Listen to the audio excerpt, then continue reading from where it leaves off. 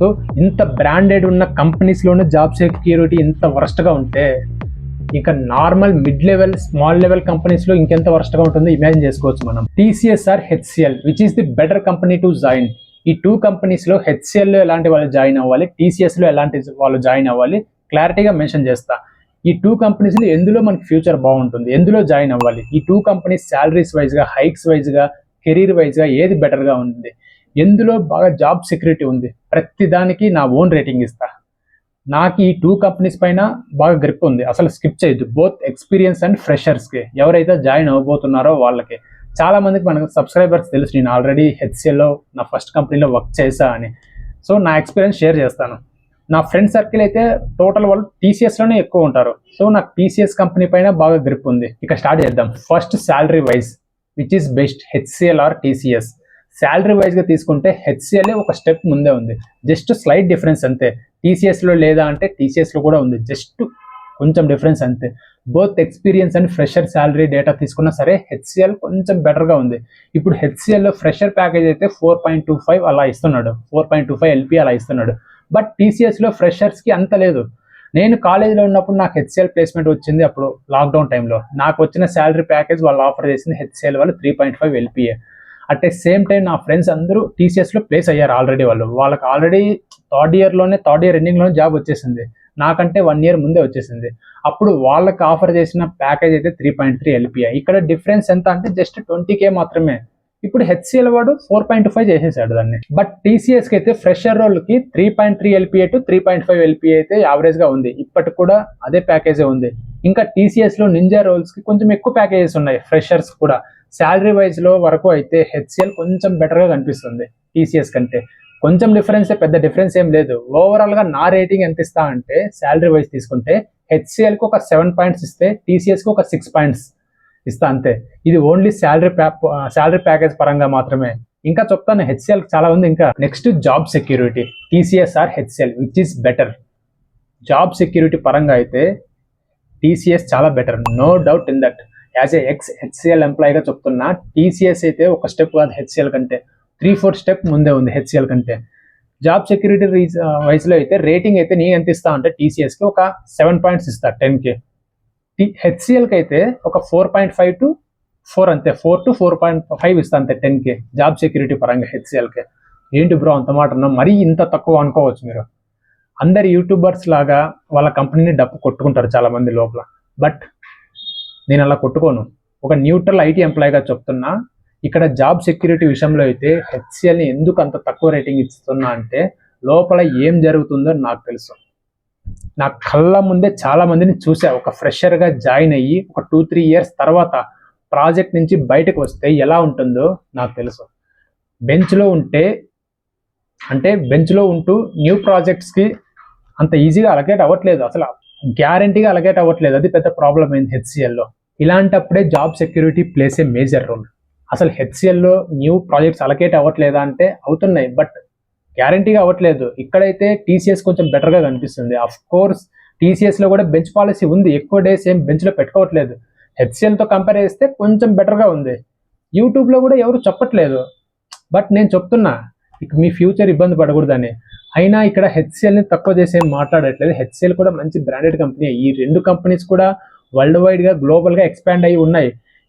ఎవరైతే HCLలో జాయిన్ అవ్వబోతున్నారో, నేనైతే ఎవరికైనా ఆఫర్ వచ్చినా సరే HCLలో జాయిన్ అవ్వేనో చెప్తా కళ్ళు మూసుకొని. అంత మంచి కంపెనీ HCL కూడా. మార్కెట్ క్యాపిటల్ వైజ్ చూసుకున్నా సరే ఈ 2 కంపెనీస్ చాలా బాగున్నాయి, చాలా డబ్బులు ఉన్నాయి ఈ 2 కంపెనీస్లో. అందుకే ఈ 2 కంపెనీస్లో జాబ్ సెక్యూరిటీ వైజ్గా నేను HCLకి 4.5 ఇస్తున్నా, 4 to 4.5 ఇస్తున్నా. TCSకి ఒక 7 points ఇస్తున్నా అంతే.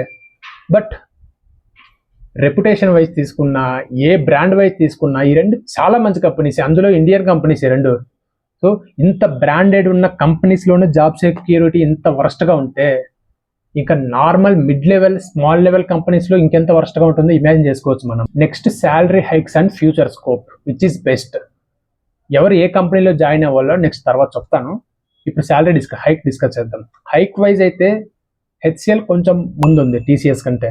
ఇది నేను చెప్పడం కాదు, TCS ఎంప్లాయీస్ అడిగినా వాళ్ళు ఇదే చెప్తారు. నేను HCLలో ఫస్ట్లో ఉన్నప్పుడు ఫస్ట్ హైక్ నాకు బాగానే ఇచ్చారు, 3.5 LPA టు 4.5 చేస్తారు, నియర్లీ ఒక 25% హైక్. యావరేజ్గా అందరికీ సేమ్ లెవెల్లోనే హైక్ ఇచ్చేసారు ఫస్ట్ హైక్. మా బ్యాచ్లో మేమందరం హైక్స్ కూడా అప్పుడు డిస్కస్ చేసుకునే వాళ్ళం, స్టార్టింగ్ కదా అలాంటివన్నీ డిస్కస్ చేసుకునే వాళ్ళం. టీసీఎస్ వాళ్ళకైతే ఇంత హైక్ ఏమి ఇవ్వలేదు, జస్ట్ యావరేజ్ ఒక 10% to 15% ఇచ్చారు. అది కూడా ఇనిషియల్ ఇయర్స్లోనే. తర్వాత ఎక్స్పీరియన్స్ పెరిగిందనుకో హైక్ కూడా తగ్గిపోతుంది, హైక్ పర్సెంటేజ్ కూడా తగ్గుతుంది. సో హెచ్సిఎల్ కొంచెం బెటర్గా కనిపించింది హైక్ పరంగా అయితే. హైక్ వైజ్గా రేటింగ్ అయితే హెచ్సిఎల్కి నేను ఒక 7 పాయింట్స్ ఇస్తాను 10K, టీసీఎస్కి అయితే ఒక 6 పాయింట్స్ అవుట్ ఆఫ్ 10. మీకు నా ఎఫర్ట్స్ వాల్యూ అనిపిస్తే జస్ట్ ఒక లైక్ చేయండి వీడియోని ఇప్పుడే. Future scope both HCL and టీసీఎస్లో ఎందులో బాగుంది మీకు ఒక ఫీలింగ్ అయితే ఖచ్చితంగా వస్తుంది. అబ్బా ఒక మంచి బ్రాండెడ్ కంపెనీలో వర్క్ చేస్తున్నట్టు ఫీలింగ్ అయితే ఖచ్చితంగా వస్తుంది బోత్ హెచ్సిఎల్ అండ్ టీసీఎస్ కంపెనీస్లో. ఫ్రెషర్స్కి ఈ 2 కంపెనీస్లో కెరియర్ స్టార్ట్ చేసేకి చాలా బెస్ట్. ఒకవేళ మీకు హెచ్సిఎల్ టీసీఎస్ 2 కంపెనీలోనూ ఆఫర్ వచ్చిందనుకో ఎందులో జాయిన్ అవ్వాలి? బోత్ ఎక్స్పీరియన్స్ అండ్ ఫ్రెషర్కి చెప్తున్నా. శాలరీ చెక్ చేసుకోండి ఫస్ట్. శాలరీ ఆల్మోస్ట్ ఈక్వల్గా ఉంటే టీసీఎస్లో జాయిన్ అవ్వండి. ఇక్కడ హెచ్సిఎల్ మంచిగా లేదా జాయిన్ అవ్వద్దా అంటే అలా ఏం లేదు, హెచ్సిఎల్ కూడా బెటరే. బట్ టీసీఎస్లో ఇన్ కేసు నువ్వు ప్రాజెక్ట్లో వర్క్ చేస్తున్నావు అనుకో, వర్క్ సెట్ అవ్వట్లేదు అనుకో, ఎన్విరాన్మెంట్ సెట్ అవ్వట్లేదు అనుకో, ఏదో ఒకటి వాళ్ళు కన్విన్స్ చేసి ప్రాజెక్ట్ నుంచి బయటకు వచ్చేసి వేరే ప్రాజెక్ట్కి ట్రై చేయొచ్చు. బట్ ఇది ప్రెజెంట్ కొంచెం తక్కువగానే ఉంది because of bench policy. Ratan Tata ఉన్నప్పుడు లాగా లేదు ఇప్పుడు టీసీఎస్లో. రీసెంట్గా మనం చాలా వినింటాం టీసీఎస్లో బెంచ్ పాలసీ ఓన్లీ 35 డేస్ అని. మరీ 35 డేస్ కాకుండా అట్లీస్ట్ ఒక 45 days to 60 days వరకు అయితే ఛాన్స్ ఉంటుంది.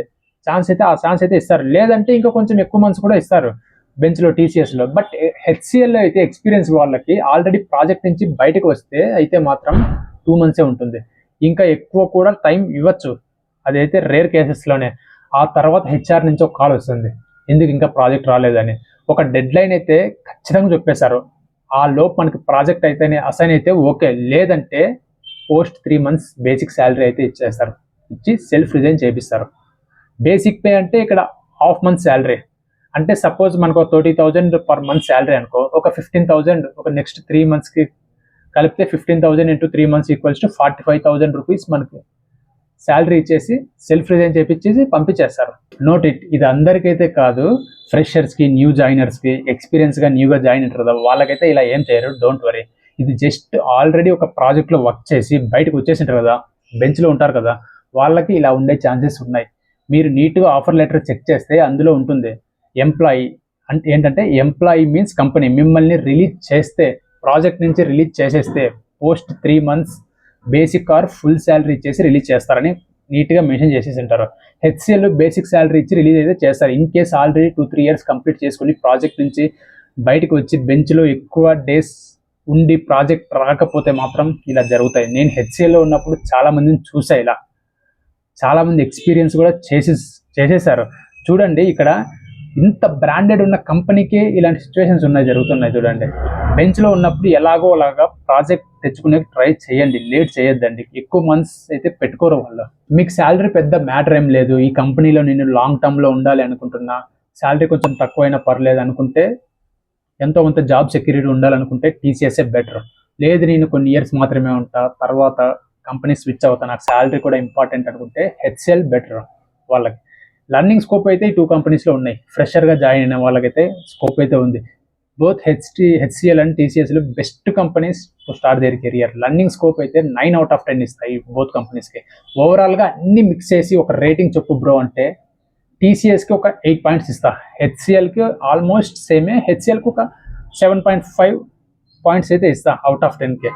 బట్ నాకు ఒక రీజన్ వల్ల టీసీఎస్కి ఒక 0.5% కొంచెం ఎక్కువ ఇస్తున్నా. ఏంటంటే ప్రాజెక్ట్స్ అలగేట్ అవుతాయి ఫాస్ట్గా, అది మ్యాటర్. ఎవరైనా ఈ 2 కంపెనీస్లో ఆఫర్ వచ్చేసింటే fine to better join. All the best. Thank you for watching.